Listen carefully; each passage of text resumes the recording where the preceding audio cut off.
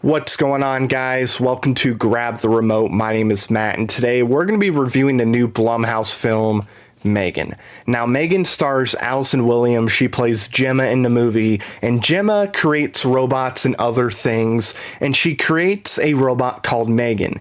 Now, M3gan is a prototype of a robot that's supposed to form a bond with somebody that they pair with, and the longer that they spend time together, the more of a connection that they will form. And she decides to test out M3gan by letting her niece Katie use M3gan and form that bond and form that connection.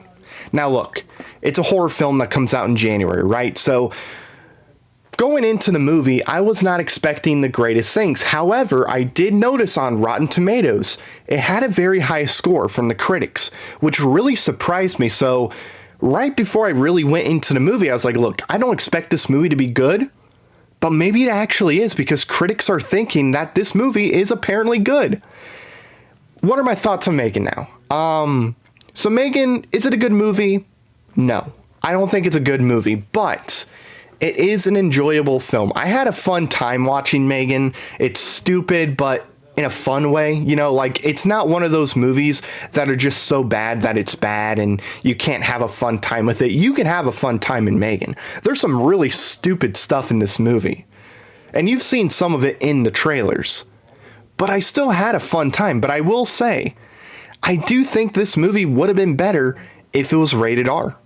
I feel like this is the type of movie that should have been rated R, you know, just a dumb movie that is super violent and bloody, and they had an opportunity to do that and they just didn't do it at all.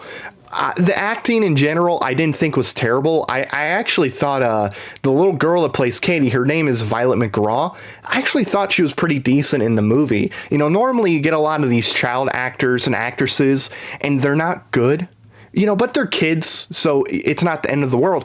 I thought Violet was actually pretty good in this movie as Katie. She did a pretty good job. And Allison Williams, she's fine. You know, like she's pretty decent in this movie. She doesn't give like a phenomenal performance, but I thought she was pretty decent in the movie. The acting in general, not terrible. Like, it's not bad. It's pretty decent, I would say. The story, I mean, you see where it's going, right? Like, you know what's going to happen. You can predict when something's going to happen. It's not something that's going to surprise you. The writing in the film isn't anything that's like spectacular. It's just like, okay, whatever, you know, it's a January movie, so you're not expecting a lot of these movies that come out in January to be phenomenal movies, you know, just brilliant writing in these movies, because January is normally when studios will dump all their crap, right? January is when you get the crap, and then you get the expanded releases for the Oscar movies. This honestly was one of the better January horror films that I've seen personally. You can watch it, have a good time. I just really wish it was rated R. Once again, I think it would have been better. I know the director came out and said, look, man, you know, we were going to make it rated R, but it just wasn't as scary as it was, you know, when we made it PG-13, and I don't buy that. You know, I don't buy it, because it's not scary. It's not scary at all. It's funny, you know, like I look at it almost like as a comedy, but it's still not a good movie, even though I almost view it as a comedy.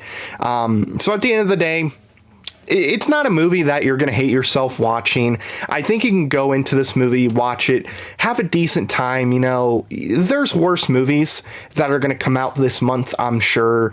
There's going to be worse movies that come out this year. This is just going to be a middle-of-the-road movie that, you know, a bunch of teenagers will go see and they'll have a fun time. That's really what this movie is. So at the end of the day, I'll give M3gan a 2.5 out of 5 stars. You know, it's not a good movie, but it's a fun movie. It's dumb, but in a good way.